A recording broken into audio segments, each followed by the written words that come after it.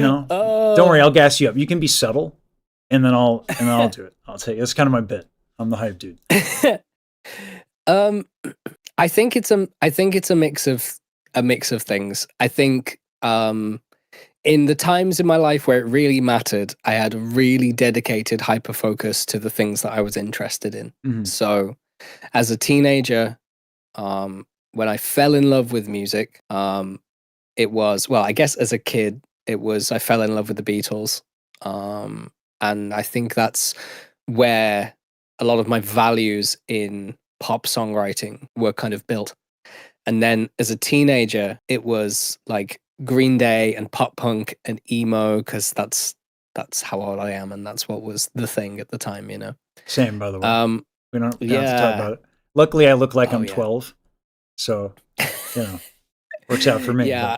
But you know. I'm a VTuber for a reason.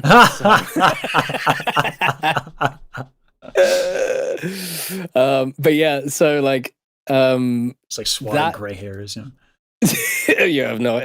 There's a reason why there's white in my VTuber. Oh dear, I was like, well, at least I should make it accurate in some level, shouldn't I? But yeah, so the More I honest than guess when I was a teenager, then with all of that music, the emotion of the songwriting that was present in a lot of that music in the 2000s, like rock music, was what really resonated with me, and I really wanted to write music that impacted people in that way. And as I managed to get into a one of the Royal Conservatoires in the UK on the Oh, music hey. technology course. Yeah, as a music producer, music technology, I fell in love with music technology in my late teens. Do my A levels, which is like 16 to 18 years old Mhm. in the UK. And I went from having no production background whatsoever to getting the highest marks in the whole of my college Nice. for the for the A level. Hold on, wait, Um, pause. This is where I got to do my bit. The highest marks in all of the college. Continue. okay, thank you. No problem. That's why I'm here. I got pom poms. You want me to crack those out? I don't actually have them, but I should. I should make the investment. So, despite that, I got rejected on my first application to the university, mostly because I did an interview and they asked what music I liked. And this is a classical institution, bearing in mind. And I was like, yeah, I like Green Day. And they were like, we don't think you're right for here. Wow. So, I asked if I could reapply and update my portfolio a little bit, because they had some critiques of my portfolio work too. And I was like, hey, if I can address those, would you hear me out one more time? Because maybe I just didn't do myself the best justice in the interview. And luckily, there was one guy who like decided to give me that extra chance, and then I got accepted. Nice. I don't know where my life would be if that hadn't have happened, because then being in that space where I was surrounded by classical music and jazz, but also on the music technology course, there were loads of guys who were into electronic music production. And there was also a folk music society, Wow. folk ensemble, which I joined and changed my life. And so throughout all of that, I basically was like, I was falling deeper in love with classical music. I already had an interest in it because the only music education that was available to me through school was classical music studying, because that's all that Yeah. music That's what there is. qualifications were Yeah. at school. Yeah. Yeah. So, and also my stepdad is a really great classical guitar player, like as a hobby, but he's phenomenal. And so when I did want a little bit of guitar instruction, I would go to him, and kind of he would help me out with classical guitar technique too. So it obviously it deepened my love of classical music. But being surrounded by jazz, there was all of that. There was film music being played, of course. We were all into film music composition and video game composition too, like a lot of my friends and stuff. So I was really just surrounded in this perfect place to just absorb like everything. Um, and and all of those influences, like my love of folk music, I love traditional folk music, but also singer-songwriter folk music.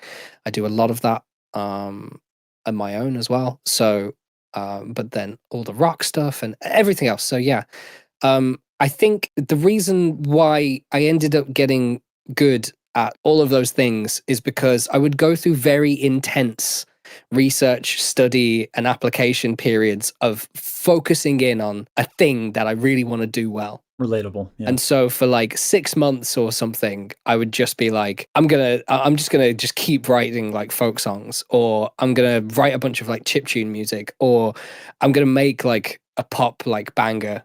And once I'd done a thing, I'd like move on to the next thing. And would just be adding strings to my bow.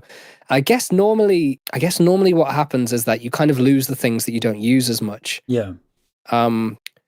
But I think maybe because my music taste was so varied and I was constantly listening to different genres of music all the time as well, and my analytical brain was just getting better as I get older, I don't think I ever really lost much of that. There's also a concept, and I use this when I teach a lot, audiation. Yeah.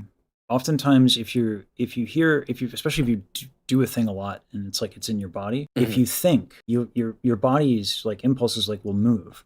So people who have I can't do it with new students, but people who have like ingrained singing habits, I can often get them to like sing in your brain but don't sing, and then they'll be like, oh, my body is doing that, and that translates to like if I listen to a lot of guitar music, like my hands kind of come back quicker because I remember the modes and I'm thinking about it a little bit in a way that's kind of channels something a little bit deeper than the cognitive processing. For me, audiation is how and why I think I'm able to be as prolific as I am and to make stuff as quickly as I can as well. It's something that during the pandemic, I decided to go and do a master's degree in songwriting, distance learning. And I'd made a decision. I was like, I want to pursue my dream of being a professional songwriter. I'd been performing in bands, I'd been teaching a lot, but I hadn't really been pursuing that. So I did that. And then through that and some connections I made and all this kind of stuff, I ended up in this world of like music publishing and songwriting camps and Eurovision and commercial J-pop. And I was going to songwriting camps and writing all this stuff.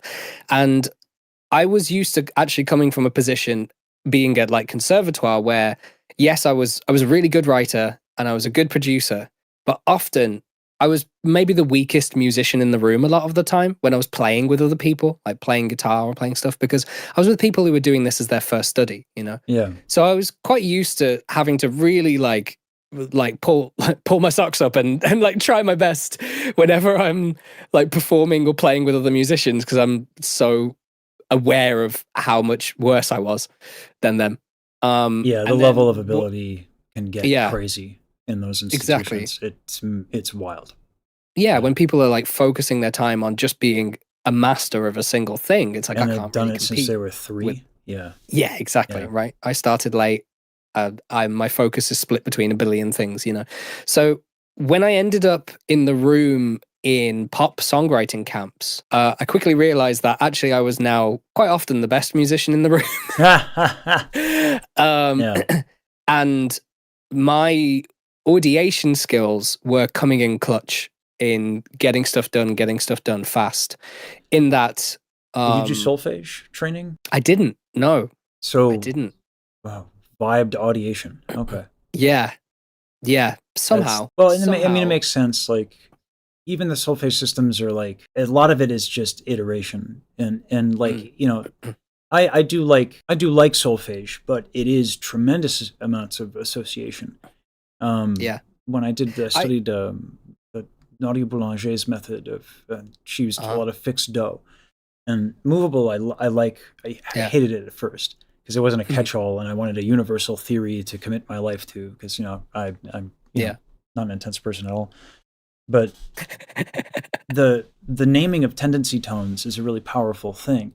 But I really loved what Nadia Boulanger did, which was you have these exercises. She would use the Vidal exercises, and you'd play piano, and you leave out a voice, and you sing the voice, and then you have an instructor be like, switch to tenor, do all that, and then you'd have to switch.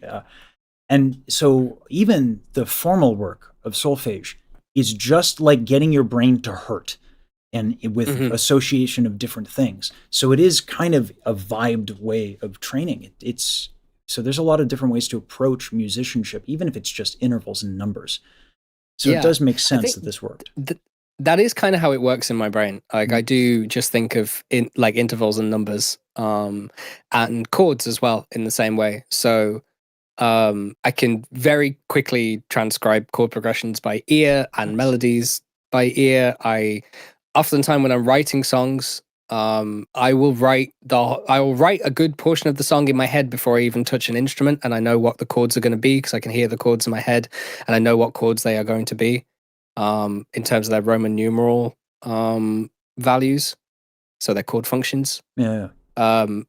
So the fact that that can happen in my head, and then I can just very quickly then apply that to a MIDI keyboard or a guitar or whatever, speeds things up a lot. Singing harmonies is not something that I really ever have to work out. It's just inbuilt into me to be able to sing in thirds and sixths and find chord tones and all that kind of stuff. So yeah, it's a real like secret weapon skill to have. It just comes from like doing so much music by ear, really, rather than like by reading or sight, because my my sight reading is horrific. Same. Yeah, I like to. I like working on it, but because I think it's a good exercise, if not just to maintain the one's ability to audiate. But yeah, my sight reading. The head of the singing department at Temple